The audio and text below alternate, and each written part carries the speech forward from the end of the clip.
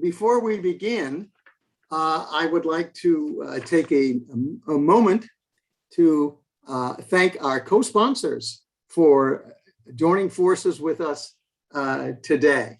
And they are the UCLA Asia Pacific Center Program on Central Asia, Burkle Center for International Relations, and Luskin Department of Public Policy. In this final event of CMED's three-part Afghanistan and MENA series, our panel will consider what will happen to Afghanistan moving ahead, discuss the West, particularly EU governments, and how they will proceed, and ultimately how it all affects the Middle East at large. We are very fortunate today. We have three speakers who know Afghanistan well, lived there, been there, and we're very grateful to them for joining us today. First up is Harun Azar, who is a senior fellow at the UCLA Burkle Center for International Relations, where he focuses on research and programming at the intersection of security and religious freedom. Harun is also a partner at the Roseland Group, where he manages the firm's national security practice. Prior to the current roles, he was the regional director in Los Angeles for the US Department of Homeland Security, and previously deputy director for the Middle East, Africa, and South Asia at DHS, the Department of Homeland Security's headquarters in Washington, DC. He also teaches courses on national security and civil liberties at UC Irvine School of Law and sits on the board of directors at the Afghan American Foundation. Harun Azar.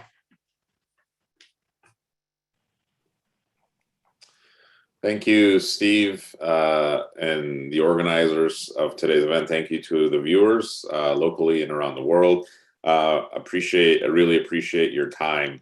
I'm going to spend a few minutes to speak about a little bit of the ground truths of what's happening right now in Afghanistan and where potentially we go on from here. And my counterparts, the experts we have after me, will speak a little bit to the future outlook of for the region and also the world.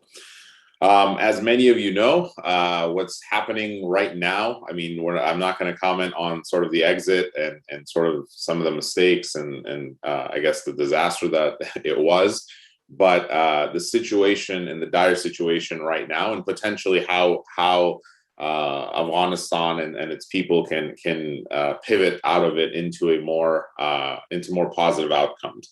So I've divided it up into two big buckets. One is the humanitarian crisis, which is not just looming, but there and has manifested. And then two is the crisis in government or governance, which obviously these two are directly linked. So as far as the humanitarian crisis goes, number one on the list is food.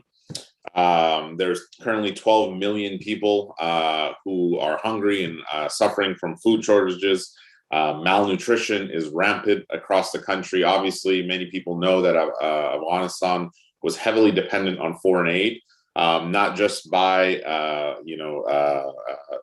different countries, but also by multiple NGOs across the world providing basic services across the country. After the events, of the Taliban taking over Kabul, many of those NGOs have ceased to exist.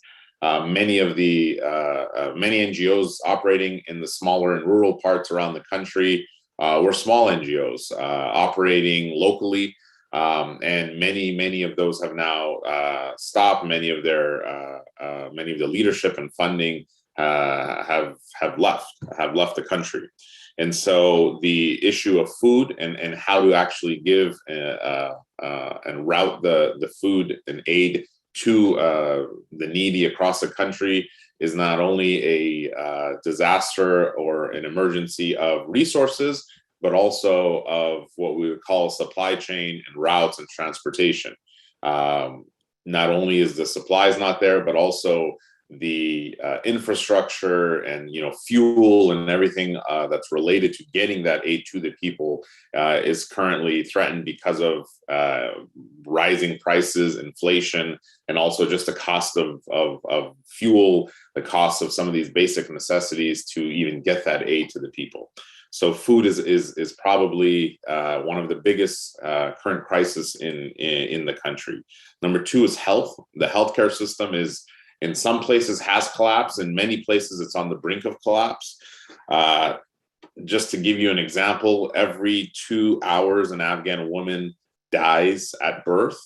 And this was a situation that was dire before the events of the last 2 months. So now you can imagine, especially with the edict of women not working and not being able to perform their duties in healthcare and education and childcare and other industries, you can imagine how that already desperate situation has been exacerbated. And so that is another huge crisis. Again, there was many hospitals operated by foreign organizations and entities and NGOs and charities. Again, many of those physicians, and although some have stayed heroically, but many have left. And so you are seeing an influx of folks trying to crowd into hospitals or medical clinics in some of the bigger cities. But again, getting the sick and the needy to the bigger cities to get access to healthcare is a challenge on its own. The third is education. Many know that the Taliban currently have banned all girls from going to school after the age of 6. And so many folks and people are home right now.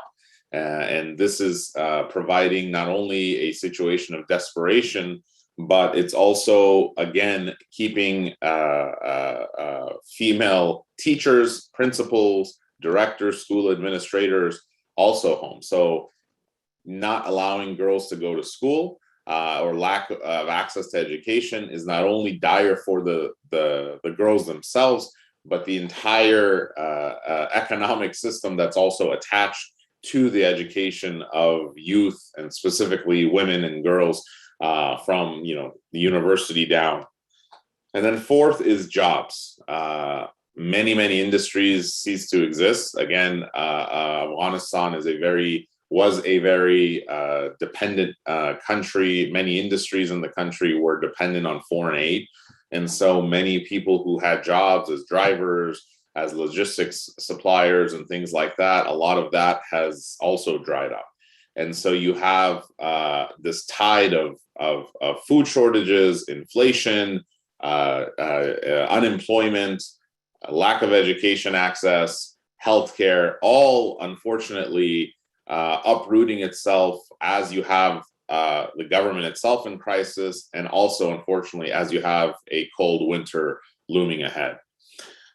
So how can we help, or how can the people of Afghanistan and the government get out of this situation? It has a direct impact with the accountability of the Taliban government and the recognition of the Taliban government, and how potentially foreign aid can start infusing into the government budgets, or at least trying to supplement whatever government resources there are to give direct aid to the people. So first and foremost, direct aid to people in need versus giving aid to a government are things that the international community has long been able to decipher and serve. And so there are many creative solutions whereby international organizations, Western governments and others can provide aid directly to the people, can provide healthcare aid, can provide food program aid, and et cetera, like we've done it across the world directly to the people. The UN obviously leads the top of those organizations, the UN Food Program and others. They've developed many creative solutions in parts of the world, like creating a trust whereby people can start donating. Donor nations can donate to that trust, and that trust then provides aid across the board directly to many of these people. But ultimately, the future is going to have a direct correlation with the international community's recognition or lack thereof of the Taliban government. If we remember, when the Taliban came to Kabul, they announced that they will be first implementing a interim government. And I think it's important as the G20 met in the last few days and others to hold the Taliban to account for many of these promises. We know currently, for example, from a U.S. perspective, there's individuals in the cabinet that are wanted terrorists or on terrorist lists, and so providing aid to from the United States to the Taliban directly are going to be extremely challenging. And so to get the World Bank and to get many of these other countries to start their aid programs again or assisting the government, I think it's going to be important for the international community to hold the Taliban to its commitments under international law towards women, towards minorities, Hazara communities, Shia communities, and others in the country, so that aid can get to the desperate people of Afghanistan.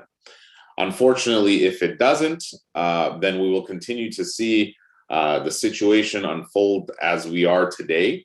I know there's talk about sanctions being tied and implemented against the government.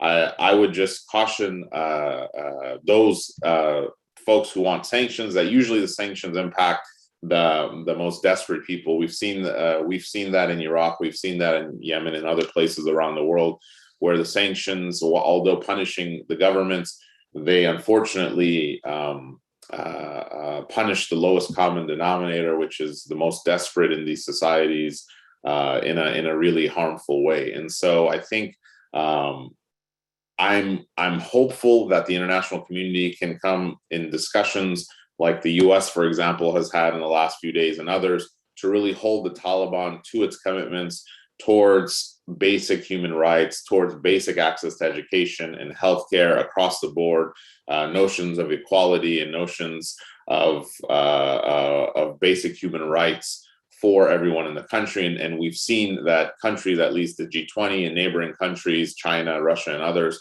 have been more willing to provide that support and aid if some of those basic commitments to international human rights are going to be adhered to by the Taliban. I will stop here and pass it back over to Steve. Thank you so much, Haroon. And we're hearing what we rarely hear just now about how people can really help, instead of just say what the terrible situation. Before we move on, I just want to remind you that there is a way of asking questions, and to do so, you can type your questions into the Q&A window that is on all of our pictures, and you can find them at the bottom of your Zoom screen. And please be sure to include your full name and country so that we can actually ask the question. And now we are delighted and honored to have as our next speaker the Ambassador Christian Berg, who is currently the Middle East and North African Director and Acting Director General for Crisis Management, including Afghanistan, at the German Foreign Office in Berlin. Our guest, Ambassador Buck, has previously served as German ambassador to Libya, as deputy head of mission in Abu Dhabi and Kabul, as head of the German government's crisis center, as deputy head of the Afghanistan-Pakistan task force, and as various other posts in Bonn, Berlin, Brussels, Kunduz, and Tokyo. He holds a PhD in political science from Humboldt University in Berlin, an MA in international relations with Niigata, Japan, and an MA in economics from Basel, Switzerland. So I am very delighted to introduce you to Ambassador Buck. Thank you, Professor. Thank you, Steve, for introducing me. Thank you for having me. And I'll try to tell you where we go from here. From my personal experience, from my personal views, I'd like to emphasize that because not only it's difficult for government officials to talk openly, but we are in transition in Germany. We had elections and we are in government formation, so it's very difficult to assess what the position the next government will take. So I'll give you what I have as me and will not hold back. Where do we go? We don't go away from Afghanistan. Clearly, we withdrew our militaries, we withdrew our embassies for now, and you've all seen the pictures of us relocating as many of our protectees as possible. But right now, we are not, of course, disappearing. We are reassessing, we are readjusting. We are not completely disengaging. We cannot. And as our G20 leaders have made clear just this week, nobody stands to benefit if Afghanistan collapses, the least, of course, the Afghan people, but none of us either. So we are slowly, week by week, day by day, feeling our way back, trying, of course, to hold, as Harun said, the Taliban to account, but also trying to see what we can do for the Afghans in terms of humanitarian assistance and of course, in terms of living conditions for the people there. Most of all, I would say, before we decide, before our governments take the decision in Europe, but I will guess also in the United States, what to do next, we are reassessing. We are undergoing a sobering, painful reassessment of where we are and what we have achieved. And it's very difficult to evade a sense of failure. But if we look closely, have we really failed in Afghanistan? I'm not so sure. On one account, at least, on the military, on the alliance account, I think it was rather successful. We've engaged in Afghanistan 20 years ago after 9/11 for a specific reason, and we pledged to each other that we will go in together and out together, and this is exactly what we did. So this is not bad in terms of security policy, but quite clearly we didn't achieve our objectives of deeply transforming the country and giving sustainable improvement to governance, to living opportunities in Afghanistan, freedom. I think the best and the most sustainable we did was to make sure and assist in a generation of girls and women going to school, going to university, and creating opportunities. Now we have to preserve what we can in that way. Maybe it's also because we were not quite clear over the time what our strategy was. And strategy is aligning objectives and resources, and our objectives shifted and the resources shifted. So a lot of variables here. Our initial objective was to prevent another 9/11 as an act of security policy of counterterrorism. I think we did also pretty well on that account. Another 9/11 of that scale did not happen, certainly not from Afghanistan. So also on that account, it's not too bad, but obviously the objectives of building a nation, of remaking a country, have not been achieved. And also over time, our resources changed. There were times when we had small numbers of troops and civilians, and 10 years ago at the peak, we had over 100,000 troops. And that shifted. We expanded our objectives. There was a certain mission creep, I have to acknowledge that. And we rationalized why we didn't achieve that and why we would just need a little longer and need more troops and double down on our presence. This was what we discussed 10 years ago during the surge discussion in the Obama administration. And now President Biden took the painful decision to correct it and said, well, how much longer?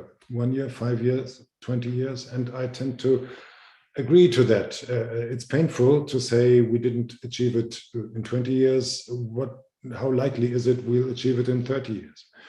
And I think that is a tough decision to make. And it is also a lesson in modesty, but it may also be a lesson in honesty. And this moves me to the what can we learn from this situation? And I think this is the most important place we go from here is to learn and to see what went wrong. How can we learn for other engagements in other countries and other regions? And I think honesty goes a long way there.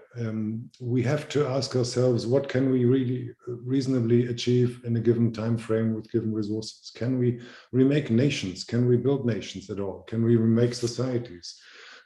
Can we change the deep software of societies in a matter of years, even decades? And the answer is sadly not so much in Afghanistan. Some things worked, some others didn't. Should we withdraw? Should we say intervention presence is not leading anywhere? Should we give it up? No, I think this was one clear lesson, one of the few lessons that we already drew. Before, I think a longer period, I would say at least half a year, if not longer, maybe a year or two, to learn really these lessons. Our federal president Steinmeier, that's the one who will not change, because it's a head of state, not a head of government in Germany. He said yesterday during the formal occasion with the troops, said, I hope we will not look back in resignation and say we gave up all efforts after this, because, and this is not new to American history either, swinging from intervention to isolation. And this would probably be a wrong lesson. But we should also see that we need the active partnership, we need the active participation of the actors involved. If we want to change the deep structure of governance in a country, we cannot do it from the outside. In this case, the Afghans have to do it. And there were limits to what could be achieved in terms of governance. Also, it was not an in-the-box problem. It was not only a country, Afghanistan, a rather large country, I would say, that we somehow haul into a workshop and try to repair it. But it is a country embedded in a region. And it was also to a certain degree a proxy conflict, reflecting interests of neighbors, of other regional and global players.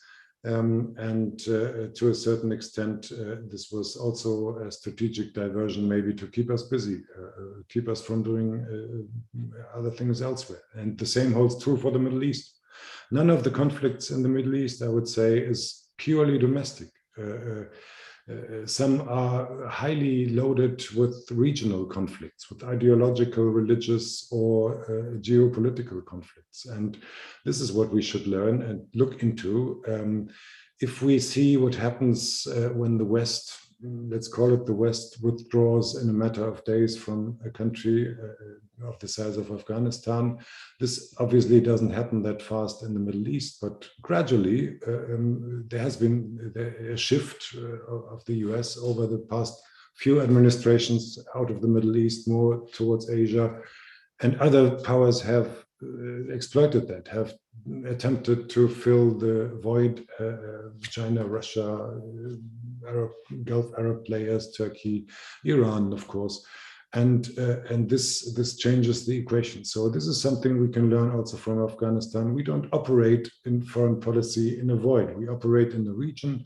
We operate in the power framework. We operate in the global framework, and all this contributes to whether we succeed or fail. Bottom line, I think we should understand better what went wrong and learn from it, as we should understand better the challenges and the issues in any given country. I remember when we started in Afghanistan, very few people knew anything much about the society there, and it's quite complicated. So I think what UCLA, what CMET does in understanding the Middle East is a key answer already to equipping us for the challenges in the Middle East. And we should maybe take decisions of the like of President Biden, albeit from Europe, it might be a different perspective. We might take different decisions. From where we stand, the Middle East is not the Middle East, but the Near East. It's very close. So maybe things, and even Afghanistan is a lot closer, although it's still far away. So it will be a long process of learning, but I think it started now, and this is where we go from Afghanistan. Thank you.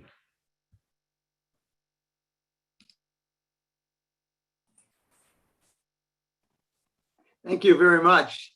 And I'm really so glad that we have that you're able to provide this European perspective, and that you were able to join us. I know you're such a busy schedule, and I'm reminding our participants, you have questions, time to get in, because we soon will be, given what's been happening, we won't have a lot of room. But we have our last speaker of the 10, a very prestigious position, and that's Dr. James Dorsey. I always enjoy reading his material, which comes, I don't know how he gets as much as he does out on a variety of perspectives as he does. And he's an award-winning journalist and scholar. Surprise. James is a senior fellow at the National University of Singapore's Middle East Institute. It's like 1:30 in the morning there, and I certainly appreciate, we all do, his participating with us. He's also the author of the syndicated column and blog, The Turbulent World of Middle East Soccer.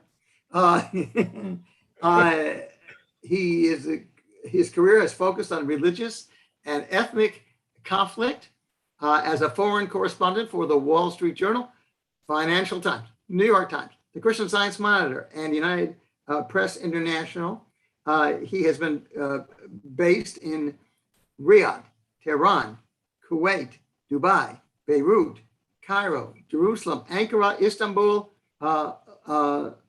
Larnaca, London, Paris, Amsterdam, and Washington. He has reported over the past 4 decades from many of the battlegrounds in the Middle East, Asia, Africa, Latin America, and Europe.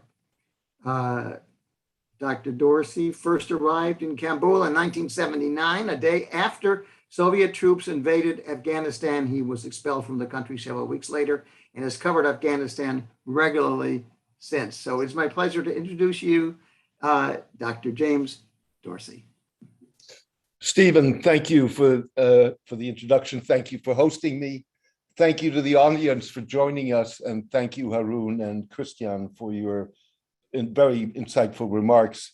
In fact, Christian's remarks on the Middle East segment me into the first of what I'd like, of 5 observations that I'd like to make. I think that the US withdrawal from Afghanistan has accelerated an already ongoing process to reduce regional tension in the Middle East. It's a process that was reinforced by the withdrawal. The process acknowledges the reduced reliability from a Gulf perspective of the United States as a regional security guarantor, and the fact that there is an unspoken, at least in my mind, unspoken bigger power agreement that Middle Eastern states have to learn to manage their differences. The perceived sellout of the Afghan government resembles, in the view of Saudi Arabia and the United Arab Emirates, the US abandonment a decade ago of their Egyptian ally, Hosni Mubarak, during the popular Arab revolts. Those perceptions were reinforced by the bad optics of the US withdrawal. And so what we are seeing in the UAE, Egypt, and Saudi Arabia is an effort to try and bridge differences with rivals such as Turkey and Iran. The second point I'd like to make is that the withdrawal has driven home the point that without a management of regional conflicts, Gulf states' ability to hedge their bets will be even more limited than it already is. What that means in terms of limitations is that neither China nor Russia is willing to or able to replace the United States as the region's security guarantor. It also means that strengthening of regional alliances, including with Israel, is a necessity, but fraught with risk, particularly if Gulf states and Israel were to differ about potential military action against Iran.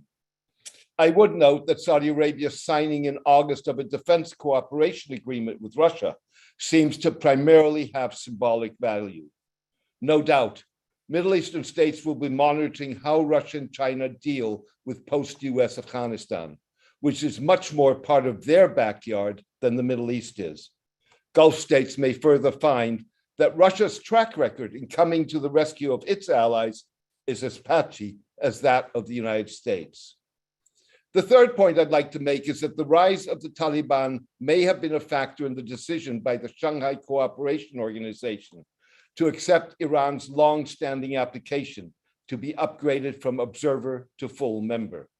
None of Iran's Arab detractors were associated with the SCO, that groups Central and South Asian states alongside Russia and China, until last month, when the acceptance of Iran was accompanied by granting Saudi Arabia and Egypt the status of dialogue partners. The SCO move was a victory for Iran against the backdrop of US sanctions, dim prospects for a revival of the Iran nuclear agreement, and talk of a strategic cooperation agreement with Russia, similar to the one Iran inked with China last year. It also gives Iran a de facto veto over any Saudi application for SCO membership. My fourth point is that Biden's justification of the withdrawal contributes to the changed perceptions of the United States with the wars in Yemen, Libya, and Syria, as well as the collapse of Lebanon in mind. Biden described the US mission in Afghanistan as preventing a terrorist attack on American homeland and narrowly focused on counterterrorism, not counterinsurgency or nation building. The very things parts of the Middle East need most, although not as it was executed in Afghanistan. Already, the Biden doctrine based on Afghanistan has strengthened autocrats' argument that efficient government is more important than democratic government. My final point is the rise of the Taliban offers Gulf states, particularly those seeking to develop or enhance their religious soft power, an opportunity to project themselves as proponents of a moderate Islam. Take, for example, Saudi Prince Turki Al Faisal's portrayal of Wahhabism, the strand of Islam that long dominated the kingdom, as opposed to Deobandism, the strand followed by the Taliban, or Qatar's projection of itself as an Islamic society that honors women's rights. As a result, or in short, Afghanistan has emerged as one flashpoint where religious soft power meets defense and security policy. Thank you.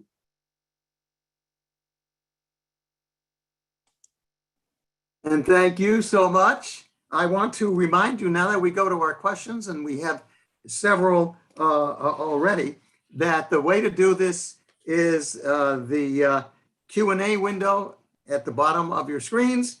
And please be sure to include your full name and country, or we can't ask the questions by prior agreement. So I could ask several questions, but I want to give a chance to our participants. And you won't be surprised, but Haroon gets the first question as he spoke first. We've got a question from Saman Hamidi Azar, an Afghan refugee relief person. And he asked this about Afghanistan. If girls are banned from going to school, how is it that girls in Mazar Sharif are attending school as we speak? Do you think it could all be related to economics or ideology? Obviously, this goes to you, Haroon. Yeah, one thing we've seen across the country since the Taliban has come to power is this idea that they are really a group of disparate or disconnected movements. And so what I'm trying to say is that, you know, while we've seen, for example, some of the national leaders in Kabul, you know, say very positive things about, hey, you know, we're just looking to, you know, adjust the curriculum potentially, and all girls are coming back. At the end of the day, it's up to the locals to implement that. And so we've seen varying degrees of that across the country, whether it goes from their Sharia courts and how they are implementing certain edicts and through their Ministry of Vice and Virtue, to even education. So the fact that there may be schools locally in Mazar Sharif and other places that are still open, I think is has more to do with the decentralized approach of the country itself. But this is also a challenge for the Taliban right now. The mixed messaging right now that's going on. Again, in the interviews with media, if you watch Afghan TV news shows at night daily, again, the leadership in Washington is sitting and debating, even women in some cases and others, about what the future of the country hold. But then in some pockets around the country, you're seeing that there's that hard hand and some of that really inhumane practices continue to manifest and take place. So that is a challenge for the Taliban, as they are currently not a homogeneous group across the country. Okay, thanks. Unless one of our other speakers wants to get in on this, I'm going to ask a similar question from Florine Rowan of the United States. The bottom line is, how do we provide physical security for NGOs bringing food and medical help? Anybody want to get in on that? Christian, you're nodding your head. Yes. Maybe you're not. Anybody? I can try. No, of course, it's the challenge. Quite obviously, this will be necessary, and it will be difficult. Now, I don't think it will be impossible. We have a very different security situation in Afghanistan now than we had before. Before the Taliban was the threat to the government and to Western NGOs and other actors. Now they're the government, and I say that from the perspective of someone who's seen a bomb outside blowing up his office, and the man purportedly responsible for that now is in government office. So this will not happen likely in the future. So this I think is one upside, if you want. On the other hand, you've seen that there is ISIS active in Afghanistan, keen to hinder the delivery of governance by the Taliban, and also keen on thwarting any attempts to get the West collectively back to Afghanistan. So this is another new threat that is quite important. But I would say it's not only physical security, it's the question of being able to work according to one's principles. If you are a humanitarian organization, you cannot be told by anyone whom to help, because you help according to humanitarian principles. And unless this is understood, it will be very difficult for these organizations to operate in Afghanistan. Thank you. I'm going to move on. Our questions actually have been fairly similar, as you're going to see. And we are talking about Afghanistan. We want to talk about Afghanistan, but we also want to talk about the implications of what has happened there for the rest of the region. And let me put it this way: if you don't ask those questions, I will. All right. So our third question is from Jaman Kuba, UCLA alum. I was stunned to hear, says he, that all important life-sustaining services that were or are being done by NGOs or charities have departed. What was accomplished, if anything, by the successive governments over 20 years and billions of dollars of international aid? That's what many Americans are asking. What are the answers? Any of you want to get in on this? Well, it strikes me that that's the broader question about the war itself. What was achieved? if you end up with the group in power that was the group that you wanted to take out of power 20 years ago. So it's not just a question of NGOs, it's a question of, and a lot of those are points that I think that Christian touched on in terms of moving goalposts over the last 20 years in terms of what the purpose and what the goal of the intervention was, the way it was executed. I think there's one point that I would add on to what Christian said, which is corruption, and corruption on both sides of the divide.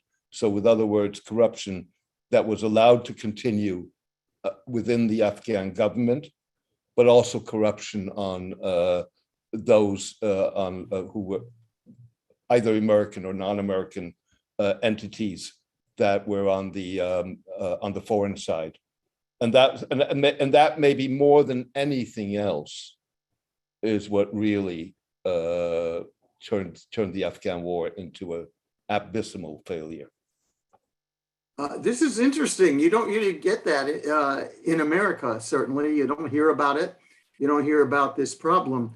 Do the other two of you agree that with James, that this was a major factor nobody ever dares talk about? And why? How could I'm going to be a typical American. How could we have allowed that? Anybody? Yeah, I think for sure there was corruption. I mean, we've seen the Cigar office, we've seen other OIG investigations reveal a lot of waste, a lot of fraud, a lot of mismanagement of how the contracts were awarded to companies, both American, non-Afghan, etc. But I also want to comment about sort of changing the goalposts from President Biden saying, we're focused on a very narrow, tailored counterterrorism mission to what it actually was on the ground for the last 20 years. I mean, nation building, although we don't want to say that, it was part of this portfolio. I mean, there was PRT teams, which stand for Provincial Reconstruction Teams, made up of civil society leaders, Army Corps of Engineers literally building bridges and schools and infrastructure across the country. So while we're trying to change the goalposts now for our own consumption, it's important to realize that there's a lot of civil society that worked in Afghanistan, both from government and non-government, that worked in the trenches in the schools and villages across the country for healthcare, education, and so forth. And so a lot of those people are disappointed today. It wasn't just a military operation. There was a lot of investment that went on. And I think the greater question is, why is that version of Afghanistan no longer in the interest of the United States or other Western powers for that to be preserved? Because obviously that was a calculation that was made. I mean, we have, for example, if we look at our own troop levels across the world, and the Korean Peninsula, for example, the U.S. never left.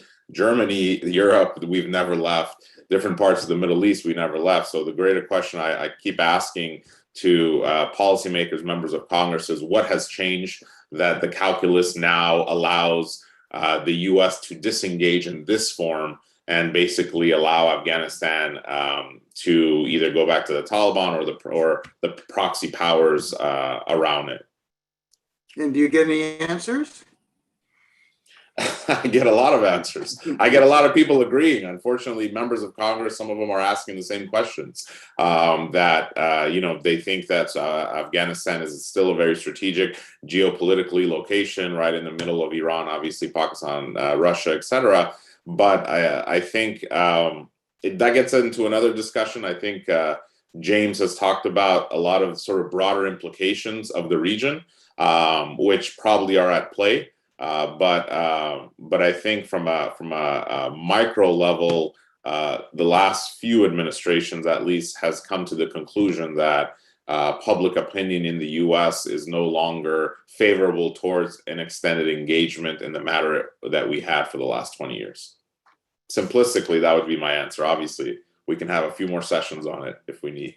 We could. We could. And of course, we thought we got rid of the Taliban.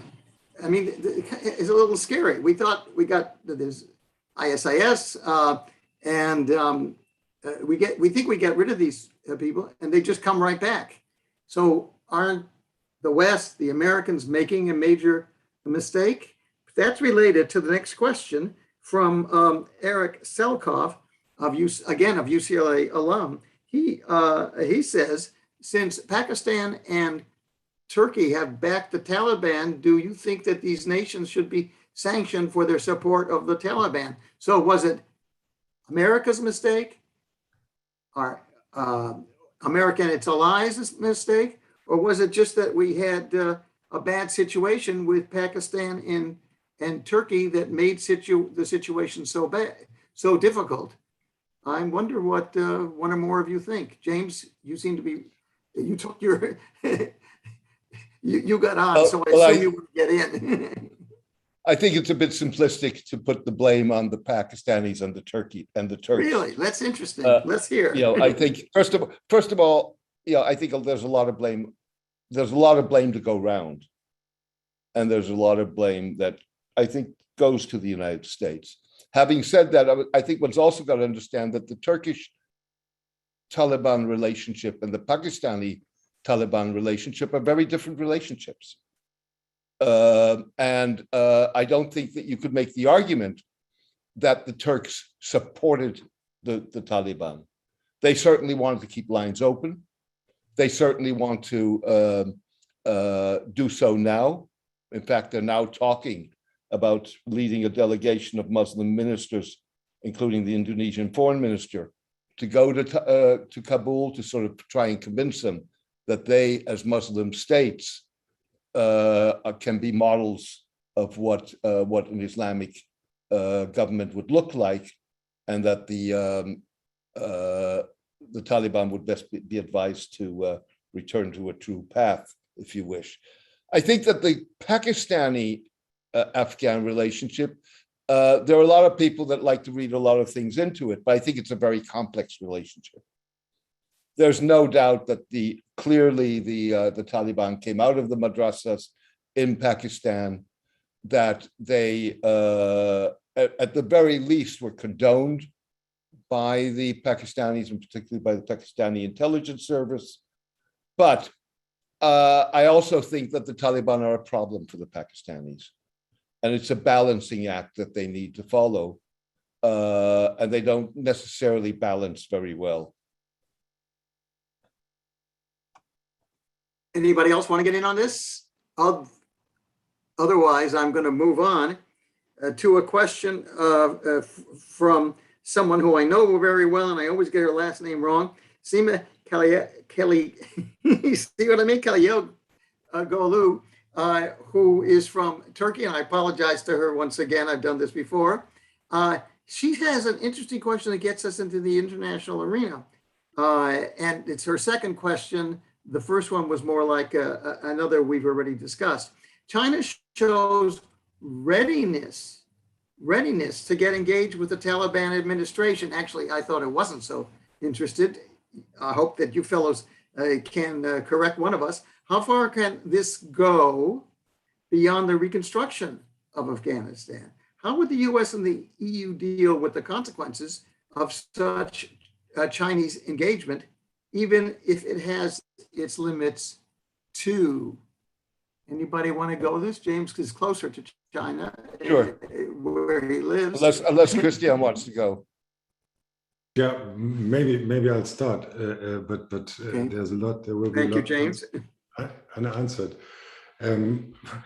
Reconstruction of Afghanistan would be quite something, and I believe that the regional actors and of which China is arguably the largest, with the short border to Afghanistan in the northeastern Badakhshan. If I would say, go ahead, good luck. I would feel it appropriate that the regional powers engage there constructively, and I think that's very much in the interest of China. And why should it be automatically against our interest?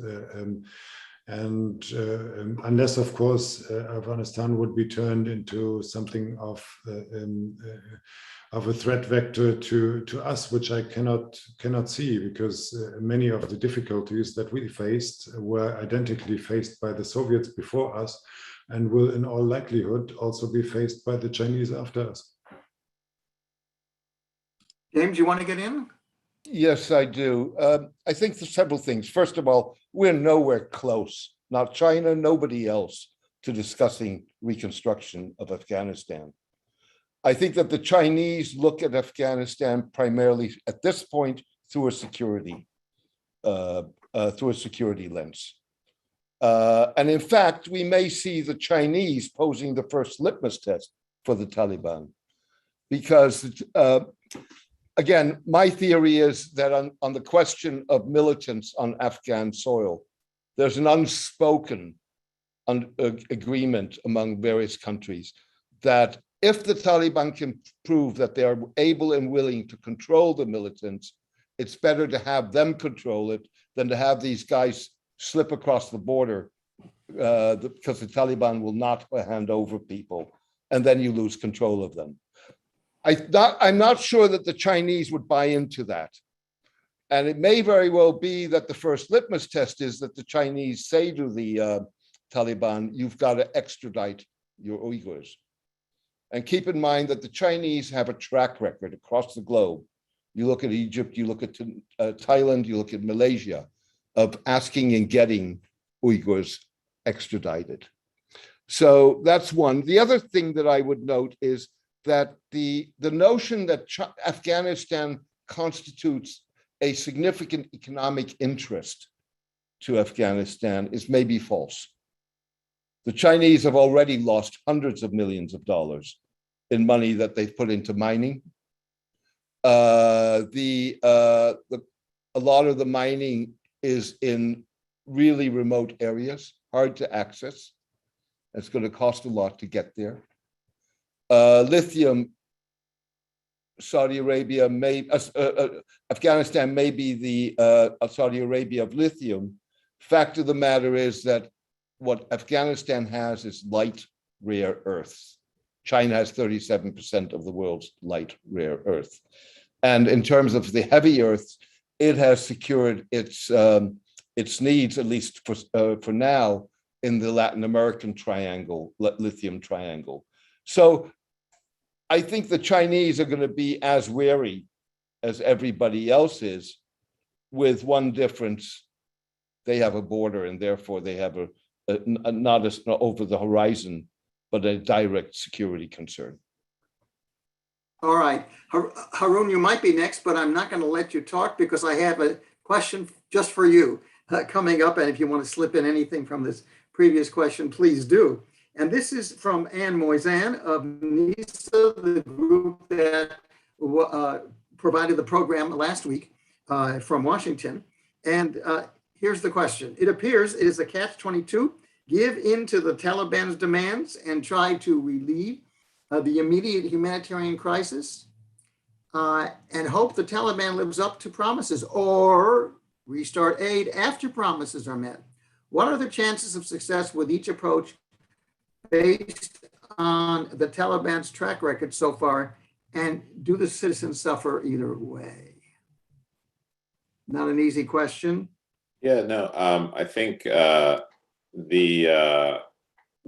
on the Taliban's track record, they can't be trusted. I mean, it's just simple as that. And so the approaches that were laid out in the question, I think it has to be a little bit of both.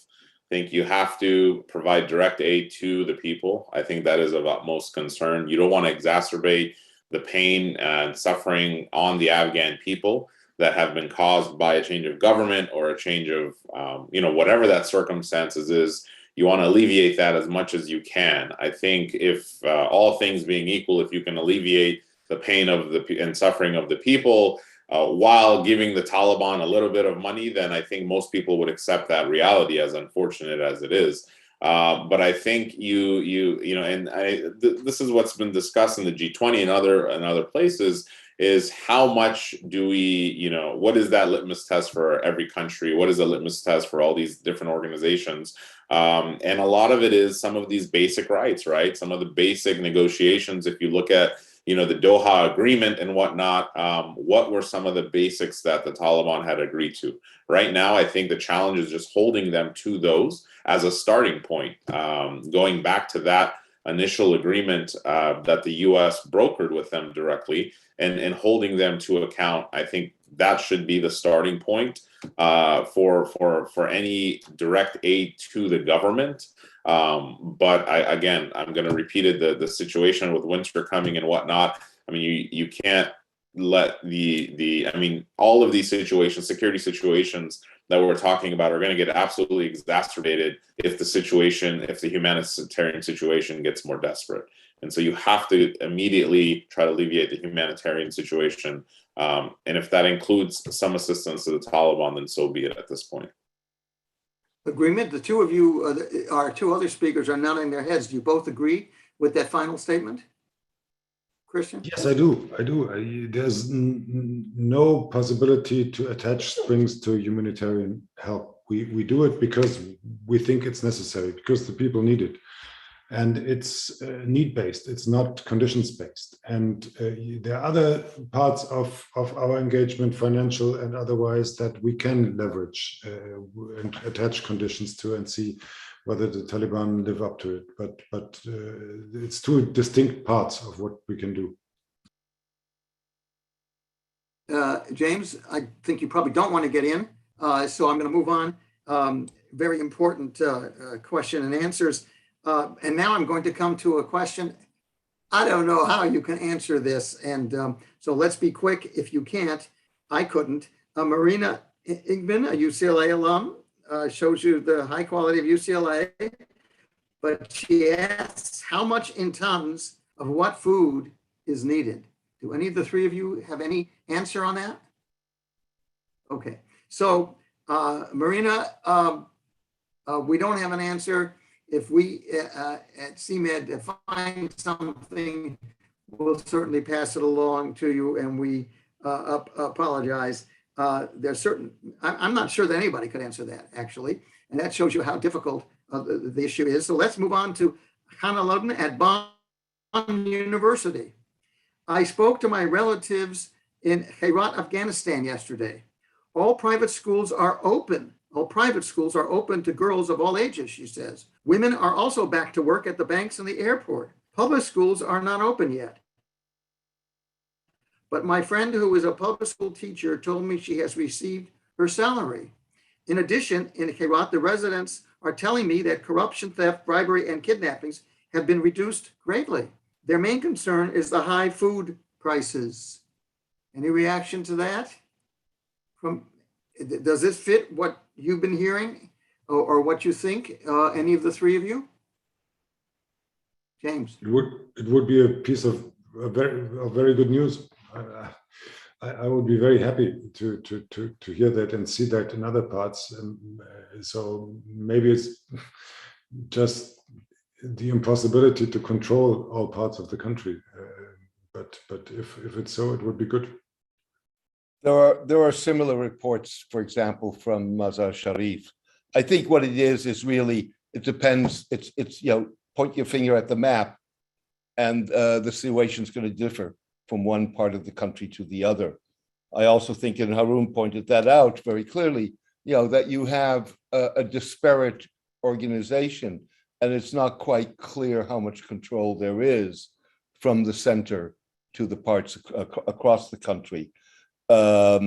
So in that sense, I think that's true. But I also think it's true that, we've heard two different kinds of statements. We hear the statements, and Haroon pointed that out, of leadership figures in Doha and in Kabul, particularly those who've been exposed to the outside world for a number of years through the Doha office. Let's keep in mind that the vast majority of Taliban have never been beyond the borders. And I think that the Taliban have acknowledged that problem. So if you go back several weeks, I think to late August, where the Taliban were asking women to stay at home in Kabul on the ground, not on the grounds that women belong to at home, but on the grounds that their people were not used to women on the street and needed to be reprogrammed, retrained. So in effect, the Taliban were already admitting that they have that problem. And so I think that that's a process. If one were to give the Taliban whatever degree of benefit of the doubt, and I'm not saying one should, but if one would, that's a process that's going to take some time for that to play out. And one thing I would just add is that the Afghanistan that the Taliban came to power in 2021 is extremely different than the Afghanistan the Taliban came to power in 1996. It's a vastly different demographic, vastly different education levels, vastly different worldly experiences, as James has mentioned. And so that push-pull factor, I think, is going to be a constant that we should look at, and maybe it's something that one can study once based on the regions, but it's going to definitely be a factor in how we see these issues progress. If Haroon will allow me, can I put one caveat on that? Please, please. And I think that is true for parts of the country and not true for other parts of the country. I also think that one of the strengths, if you wish, of the Taliban, and that's true for other, in a sense, similar organizations, they came out of a service provision. With other words, they were providing road security back in the mid-90s and whatever. And that function of providing security and very brutal, very harsh judgment, but nonetheless judgment, is something that in those parts of the country that have been less affected by the developments has been welcomed. So, very interesting. So is there more hope than appears to be the case the last few weeks? And that question or comment is very related to Joyce Glantz, our next questionnaire, who says she's from the United States. I don't know anymore. Do you know the extent of the efforts by the world to get those who want to or should be helped to leave the country? Haven't heard much about that in the press lately or from individual governments. Christian, you seem to have something. I can answer that, yes, because I'm actually running point for my government on the efforts to do just that. So this is what I do every day in the moment. And couldn't get anyone better. But it's difficult, I tell you. It's very difficult because, first of all, there are very many people who arguably need our assistance in protection, in terms of protections. We have nationals, I believe the US has nationals, citizens in Afghanistan in large numbers, and others have too. So do we. We have former or actual local staff of our organizations there. In our case, many thousands. And I believe it's the same with the US, maybe a little more.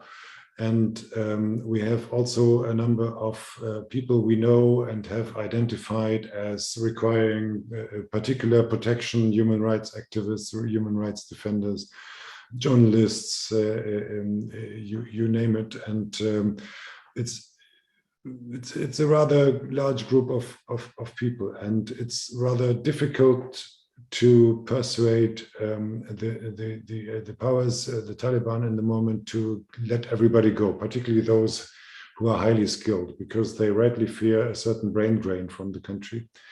So it's not very easy. Then you have all the challenges of actually getting people safely out of the country, given that air traffic has not resumed, and that most neighbors have closed their land borders due to fear of migration movements. So it's actually very hard to do, and with very limited success so far, but we are making progress there. I understand colleagues in other countries are experiencing the same. We will never be able to help everybody in need of assistance in Afghanistan. That's very clear. This would be overreach, and this would be repeating mistakes. But we have commitments and responsibility for a large number of people, and we are making very serious efforts to live up to that responsibility. And I know for a fact that the US government is too. I think we're going to move on because we've got the expert here. So I want to go into the next interesting question from Nimrod Novik of Israel. Given the precedents of 9/11, a massive wave of Syrian refugees and more having triggered a multilateral reaction, will it be too cynical to conclude that it takes a mega crisis for the international community to get its act together? Yes? No? I personally think the answer is yes. That it's often very hard to get the people, citizens in democratic countries, particularly, to get moving. More people are talking about and interested in Afghanistan in the last couple of months, in America at least, than had been the case for years, many years, over 10 years, it seems to me. Haroon may not agree with me, but it seems to me that more people, maybe not enough, but more people are paying attention to Afghanistan than they were when the United States was involved in Afghanistan, was there, had troops, etc. Any disagreement with that? All right, I'm going to move on then. And this is to Mel Maniwan. And he asked of one sentence, not such a complicated question that we've had frequently today.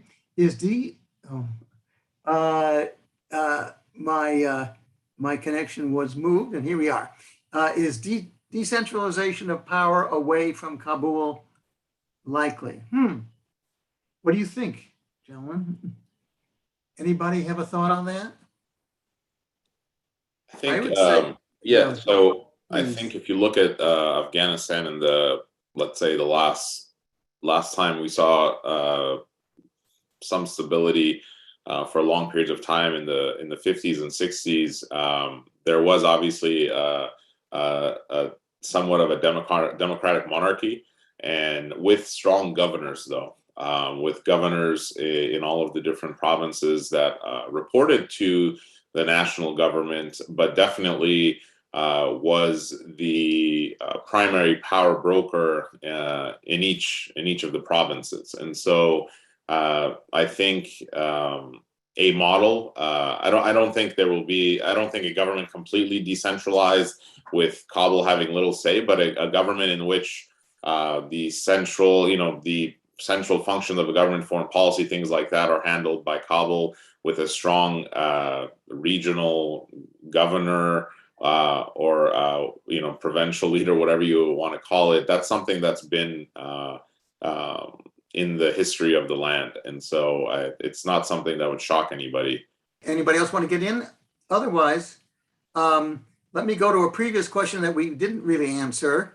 And Manny Jad, who you met at the outset, tells us the following, and this is about the food needs in Tunisia. She says that regarding food needs, you can, former Afghan President Ashraf Ghani announced in July of 2020 that 90% of Afghans live on less than US $2 per day. According to World Bank estimates, an individual Afghan had to spend approximately US 58 cents per day in 2017 to meet their basic, is that really correct? Yeah, a day in 2017 to meet their basic food needs, although maintaining a nutritious diet is more expensive. Food prices have increased significantly since 2017 due to food shortages and supply chain disruptions, making it even more challenging for Afghans to avoid food in recent years. Do any of you have a comment on that? Does it sound right? Sounds right to me, but I know far, far, far less than the gentleman we have with us. Jerome Vered of the United States asks a question about failure. For, as he puts it, for 20 years at Al-Qaeda and Daesh weren't using Afghanistan. For 20 years, women were educated, working. Attempts were made to include the political sphere, and there is a living memory of this. Afghanistan, in many parts, saw improvements in literacy, public health, freedom of culture, resurgence, even if traditional music banned by Talib rule 20 years is longer than Weimar Germany lasted. Is this a complete failure? Thoughts? You think it's a total failure in Afghanistan? Seems that way, but on the other hand, women have been to school, et cetera, et cetera. So, Christian. Yeah, I'll start maybe. No, as I said, it's not a total failure. We were maybe too ambitious in our expectations, but there were things achieved, and for 20 years, educating or having seen girls and women educated is a major achievement, and I think it changed the reality in Afghanistan for good, and it will make it very difficult to remain in a very rigid interpretation of what the Taliban do now, because it's a reality they will face on the ground. So this is certainly an achievement. We prevented major terror attacks. Yes, it's an achievement. Does it solve all the problems? No. We would have liked to see much more, but we didn't. But it's not nothing at all. If I can add to that, I think that we're talking about two separate issues. One issue is the progress that was made over the last 20 years, and whether or not, in the end, we view that as a failure is going to depend on what survives and what doesn't survive under a Taliban government, and we don't know what the answer to that is. So I think it's a bit premature to judge that. In terms of the political violence, again, I think you can't group all of the, or you can't dump all of these groups into one basket. They happen to be very different.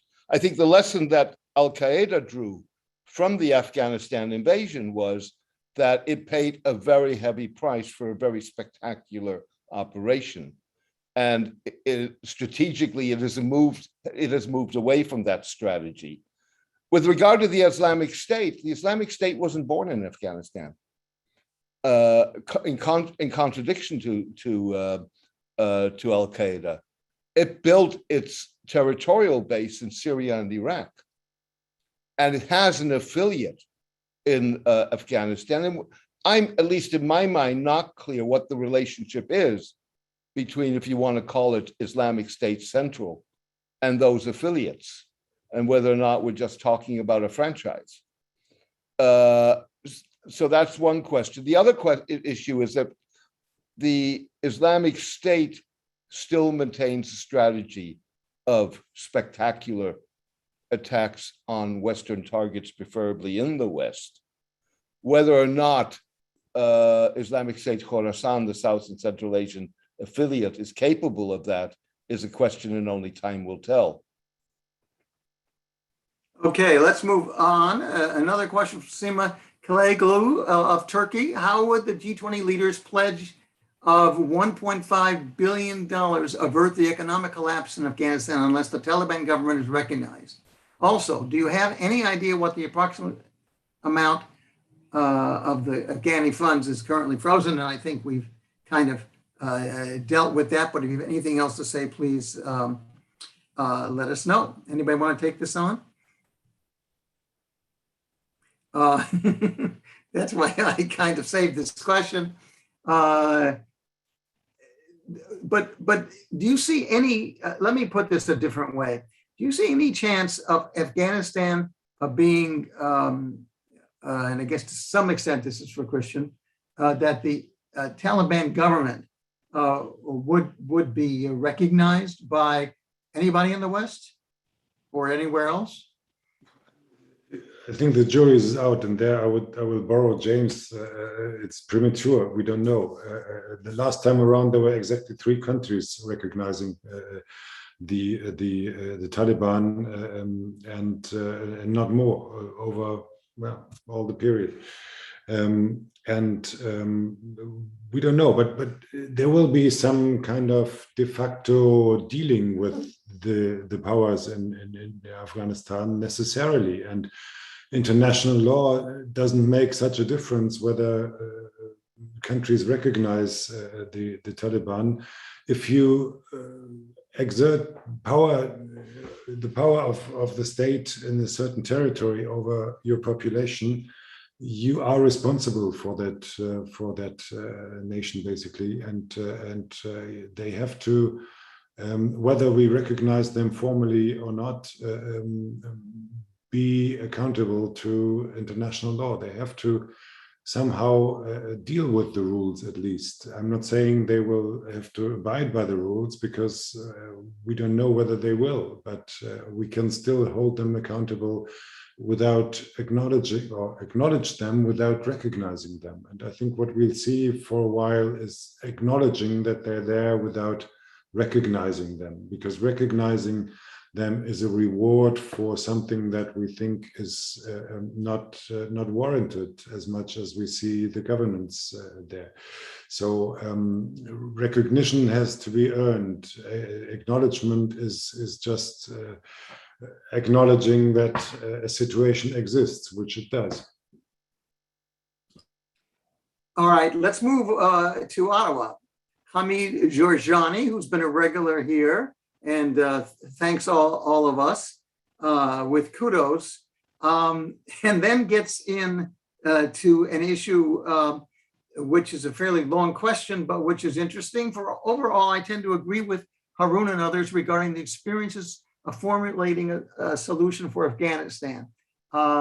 Rationale: with the fall of the Iron Curtain and broken promises of the US regarding peace dividends, particularly in Afghanistan, Iran, etc., I'm not sure I understand that, we are trapped in an increased power competition at the global and regional levels. The current situation in Afghanistan is creating perceived or real threat vectors that may once again drag the US into another unwanted conflict in the region.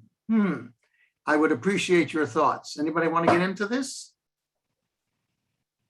I would just comment generally. I didn't quite see a question in there, but the history of Afghanistan, unfortunately, has always been a playground for foreign powers. And so this is, I think, what the question, at least how I'm summarizing it, is how will this look in the future? We've seen from, Genghis Khan to the British, to the Soviet Union, to the US engagement. What is that next? What does that future look like? What will be potential proxy wars that will again be used, or Afghan land will be used for that? And what is the prospect for one, peace, but unfortunately, if it continues on this trajectory, conflict in the future regarding Afghanistan? I think it's a valid question. I think it's a valid concern. I'm of the opinion that there are a lot of foreign meddling in Afghanistan. There always has been. I still think the US is a very influential power, obviously, in the country and around the country. But with its neighbors, there's no way that everyone around Afghanistan is going to leave Afghanistan alone to its own accords. And I think that's been the unfortunate history of that land, and it will continue. Folks like myself obviously would love the Taliban and other, whatever Afghan elements there are, to sit and discuss and have a broad-based government that represents all Afghans. I think that's what Afghans want. But what the international powers around and the buttons they push is going to be anyone's guess right now. James, looks like you want to get in.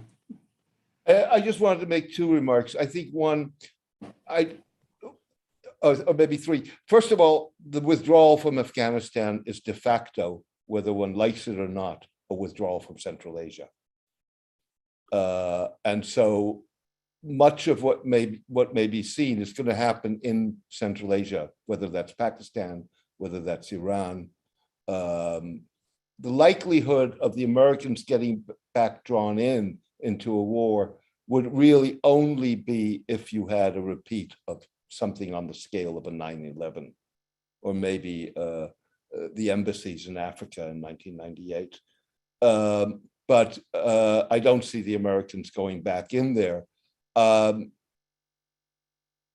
If there were to be, and this is pure speculation, but if you were to get a repeat of discussions that you had in the past about trying to stir unrest in one of Afghanistan's neighbors, particularly Iran, that probably would be happening out of much more out of Pakistan than out of Afghanistan. I'll add one line, and from a very different angle. I think the decision to draw down from Afghanistan reminds us that there is deliberate decision in foreign policy, and it's not a necessity to be drawn in or stay anywhere. There's always the possibility, but there's also a price to this possibility, of course, to decide otherwise. And I think we've seen that there's consequences to any decision, but there's the possibility to say, no, I'll do it different. Very important. And another question, which takes us where we just were in a way. It's from Perry Bloom, who was a UC Berkeley graduate. What role, if any, does India have to play in the future of Afghanistan? And what might India's incentive be to engage? Interesting question. Nobody ever really talks about India. Pakistan, but not India. China, but not India. Anybody have a thought? Personally, I think the Indians are going to stay away. It doesn't do them any good, I think, and they're better off without spending a lot of money and frustration. And the image is, if the United States couldn't handle it, how can we? So that it may be more important to get back where Haroon was talking about, where particular groups get involved to help. I'm just mentioning that, and if nobody disagrees with me, James, you're in. Yeah, I just wanted to say one thing. First of all, the Indians have real interests in Afghanistan. First of all, they have security interests. You have Pakistani-backed groups focused on Kashmir, and the Indians are very, very concerned about it. The Taliban may very well turn out to want to leverage a relationship with India in order to increase its margins with regard to Pakistan. And you've already heard the Taliban say very explicitly that they want a trade and relationship with India. And of course, India has an interest in being able to access Central Asia. And part of that route is a route that goes via Iran and then through Afghanistan. So I think the fact that the Indians may be lying low in what they're publicly, they did have a recent meeting in Doha with the Taliban, doesn't mean that they don't have serious and significant interests in Afghanistan. So interesting. Thank you so much. I'm going to ask the last question, and I believe everyone who had questions will have done so. It's kind of a will have had that we will have adjusted to, kind of a record, and then we'll give each of our speakers a chance to wrap up. This is from Mona Hamed in Canada.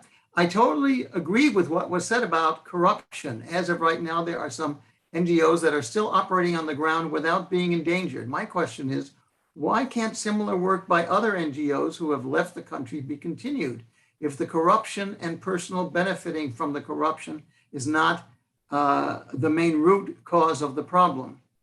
Thanks, she said. I think quite simply, many NGOs left because of the deteriorating security situation. So there's no doubt if in 3 to 6 months the security situation is seen to be stable, many of those NGOs will return. Obviously, the current government in power needs to provide some basic assurances to international NGOs for operating in the country. But I think the initial exit or exodus by many NGOs was primarily due to the security situation. So I want to give each of you a chance to conclude. What I find very interesting about this discussion is the focus on Afghanistan. I thought we'd get a little further out, and our questions have demonstrate how in so many different countries and places, people really now are worried. They're worried about Afghanistan, they're concerned about Afghanistan, but not what analysts sometimes think about what is it going to mean for nearby countries or countries in the Middle East in terms of new attacks or the like from those who might now be more powerful in terms of ability to make them, as was the case prior to 201, but rather that the situation that people do care. And that's been quite interesting to me, at least.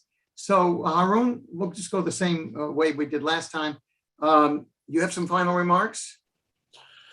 Yeah, I'll just leave everyone again with an attempt to centralize and uplift Afghan voices. And so as much as we can talk about our hope in statements potentially made by the Taliban or others, it's important to hear what the Afghans are saying themselves, what the plight of the Afghan people are. I welcome individuals to use platforms like Twitter and others to hear directly from Afghans on the ground across the country to see what their daily lives are like. Obviously, people like myself, we have friends and family still in the country, so we get information directly and we can verify whether conditions are improving or not. But I think it's important for the West and sort of scholars and everybody not to pontificate a reality that potentially is different than the one that's really lived by the actual Afghans on the ground. And then my second point is going to be, I think the whole U.S. engagement has been a traditional debate between interests and values of a nation state. And so while in 20 years, the U.S.'s interests and values were aligned in sort of promoting democracy and women's rights and education and these things in the country, currently we find, goes back to my earlier statement, where our interest in, for example, negotiating with the Taliban from the U.S. government is going clearly against our values.